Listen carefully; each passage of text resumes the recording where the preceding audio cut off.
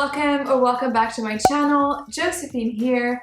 Today's video is going to be a video where I share my favorite rose-based fragrances. With Valentine's Day coming up, I thought it would be only fitting to share my favorite rose scents. So I have a list of 10 fragrances with me today. They're not in any particular order, but these are fragrances that I enjoy to wear all year round, and I want to spread the love. So if you're interested in knowing what these fragrances are, then please keep watching. Before we get into the video, make sure you subscribe to my channel and hit the notification bell so that you know when I post out new videos. Alrighty, so the first fragrance I have with me is, I'm like 95% sure that you've never heard of this scent before, like ever. That is how niche this perfume is. And let me tell you, this fragrance is a masterpiece. It is called Logomaybe by Isna. So the reason why I'm saying that you probably never heard of this perfume is because I discovered it in Grasse. I went there last year in May during the harvest of the centifolia roses. I found a little Bastide in Grasse where they basically cultivate their own centifolia rose fields that is accessible to the public. So a lot of the beautiful rose fields in Grasse, they're owned by LVMH, by big fragrance houses, and it's very difficult to get even access to these fields. So Bastide Isna, which are the ones that created this fragrance, is very accessible, it's open to the public, and what's really nice is you can also pick the centifolia roses with them, and then they'll distill the rose petals to create rose water, but they also create their own fragrance. Now, this fragrance is made with this centifolia rose from Grasse specifically, because centifolia rose can be grown elsewhere, but the one in Grasse is the one that is really special and the one that is very much prized in perfumery. So this is what I mean by this scent is a masterpiece. This is a fresh and airy rose scent. So there is a rose petal effect in here. There's also rose centifolia, of course. There's also peony and white musk. So it's really airy, very fresh, a bit musky. I get a hint of fruity sweetness, a bit sort of similar to lychee, but it's really fresh and just a gorgeous rose scent. If you are a fan of fresh, light rose fragrances that have a bit of a musky character, this perfume, you need to go to Grasse if you can, or perhaps it's even available online. If I find the website, I'll link it down below, but it's definitely worth discovering. So this was Logomaybe by Isna. The next perfume is an entirely polar opposite to Logomaybe by Isna. It is the iconic La Fille de Berlin by Serge Lutens. This perfume is also a masterpiece. It couldn't be more different than Logomaybe. Logomaybi was, like I said, really fresh and airy. The rose from Serge Lutens, La Fille de Berlin, is a moody rose. It's dark, it's mysterious, and it is, like I said, a masterpiece. If you are a fan of rose fragrances and you haven't put your nose on this perfume, you need to do this right now, because I personally think that it should be part of every rose lover's fragrance collection. It's very velvety, it's really full-bodied and opulent. The sillage is gorgeous. And the best way that I can describe this perfume is that, to me personally, it smells like dried rose buds that you can find maybe in potpourri. So, but it has so much more body to it. That is the closest scent that I can relate it to, and just a perfume that you need to put your nose on.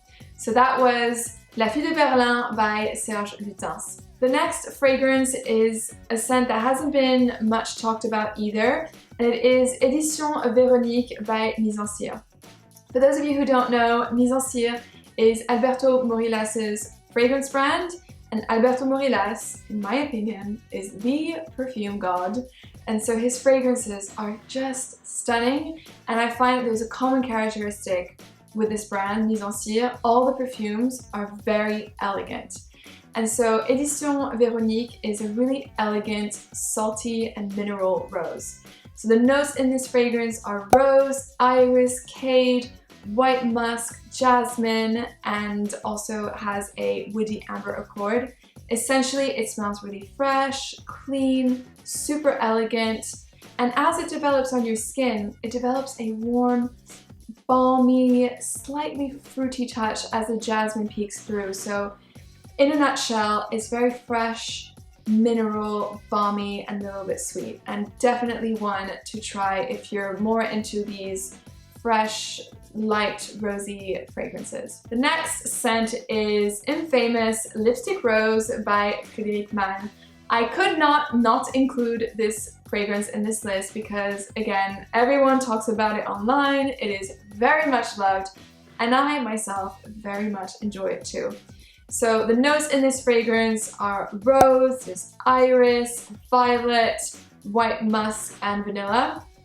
And this is your vintage rose. This is your rose fragrance for your vintage lovers out there. It is Powdery Puff Dreams. It is super powdery. The association between the rose and the violet is what I absolutely adore in this fragrance. And there's a little hint of raspberry in there that really gives that lipstick effect. It really, really replicates it so very well. And I just adore this perfume. It gets a little bit warm, almost a bit ambery. I don't think there's amber in there, but it's like vanilla-like. But it's, to me, it warms to your skin and it feels quite mature, which I enjoy. This is a scent that, you know, I don't think maybe 16-year-olds would necessarily enjoy, but it's definitely more of a mature scent. So that was Lipstick Rose by Frédéric Malle. The next fragrance is Rose 31 by Le Labo. I have spoken about Le Labo fragrances quite a bit on this channel, and I just simply adore them. I think that they all share common characteristics. They're all fresh. They are easy to understand, so if you want to get into niche but are a bit scared of getting into niche, I think Le Labo is a great place to start. And also, they tend to keep you on your feet because they have a way of mixing ingredients, either superdosing some that you would not expect, or putting others that you would expect in the fragrance in the background. And so overall, this creates a very unexpected perfume, and that's what I find so interesting about this brand. Rose 31 is a spicy rose. So the notes in here are rose centifolia, there's cumin, there's cedar, gaiac wood, olibanan, amber, and cistus. When you spray this, at least in my nose, I get a very, very big dose of cumin in the top notes. And this is something that has actually deterred me from using the fragrance for many years because I don't deal with cumin very well. I spilled cumin on my lab coat in perfumery school, and let me tell you, that stayed for months on my lab coat, and I just can't deal with it. I don't like it in food either. But if you do love it, then you will probably love this fragrance. And you know what? It grew on me, Rose 31. I actually enjoy wearing this now. So this fragrance is a completely unisex scent, and the rose in here is very elegant, but it's really spiced up with this cumin, and you get a lot of woods as well. So I smell a lot of the gaiac wood, a little bit of the cedar. So it stays fresh and spicy and woody. So if you're a fan of spices, woods, with a little bit of rose, you will love Rose 31. The next rose-based scent is an oriental rose, and it is Superbia by Memoirs. So Memoirs is a British niche brand, and they have a wonderful collection of fragrances.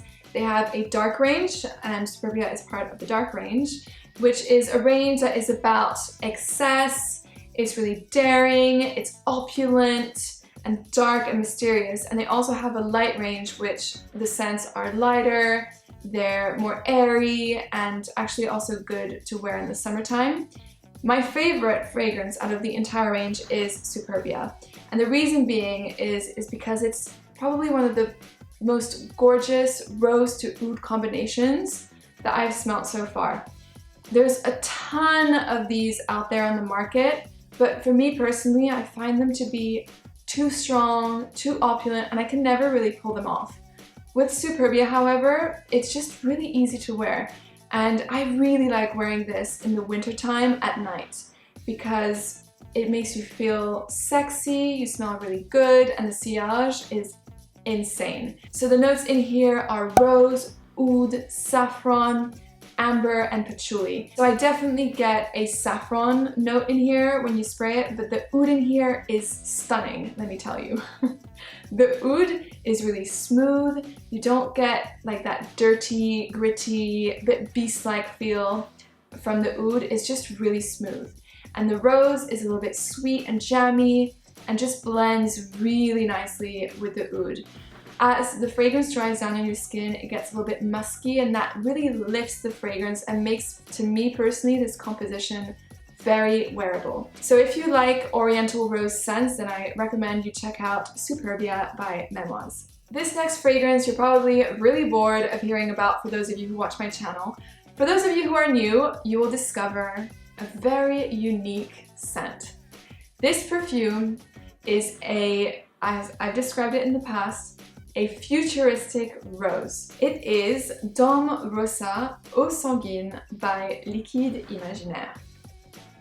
This fragrance wow, it blows my mind away. I discovered it in the summer, last summer, in Barcelona, and I was completely addicted to the scent. This was almost an impulse buy. I sprayed it once and I was like, yep, we're gonna go and get this. This fragrance is really fizzy. It opens with an effervescent grapefruit to pear accord. It's very fresh, and it develops into a bit of a smoky metallic rose. So if a rose had a color, it would be an electrifying blue rose, perhaps dipped in like silver or something. It's very cold and really unusual. So far, the people that I've shown this scent have loved it. So that's perhaps a good point for you guys. But this is a wonderful fragrance. I love to wear it during the summertime. It's definitely fresh and really cold. It's a cold rose. And for sure, this fragrance is very unisex. I think it would smell amazing on a guy too. So this is Dôme Rosa by Liquide Imaginaire. The next fragrance is a perfume that I talked about in my Byredo House review. It is Rose of No Man's Land by Byredo. This is your simple and easygoing rose.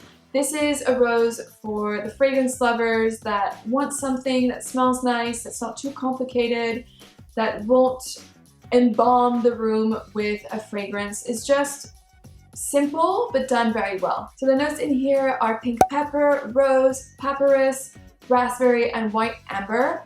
Overall, this scent smells really clean and airy. It's a little bit fluffy. It's very transparent and fresh.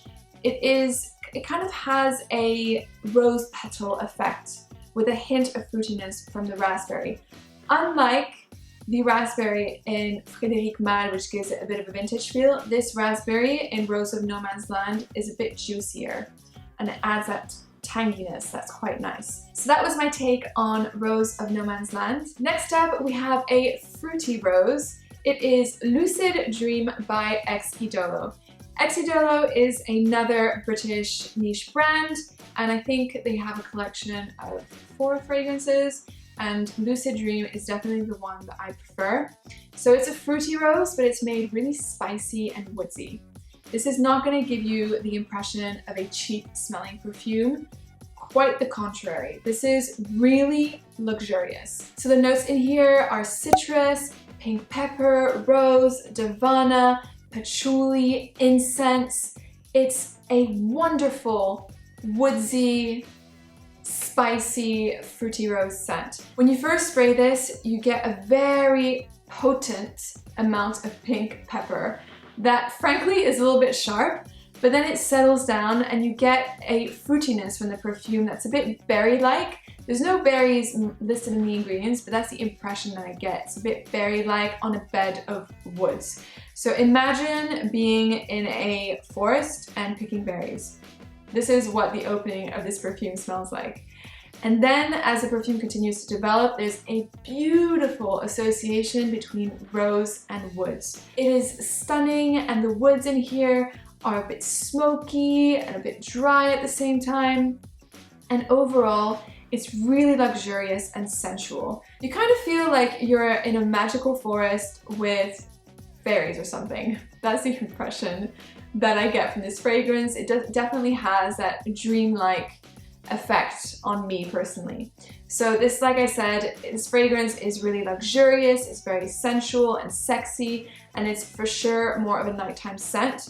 I find this perfume could go well for men as well, so more on the unisex side, and it lasts forever on your skin.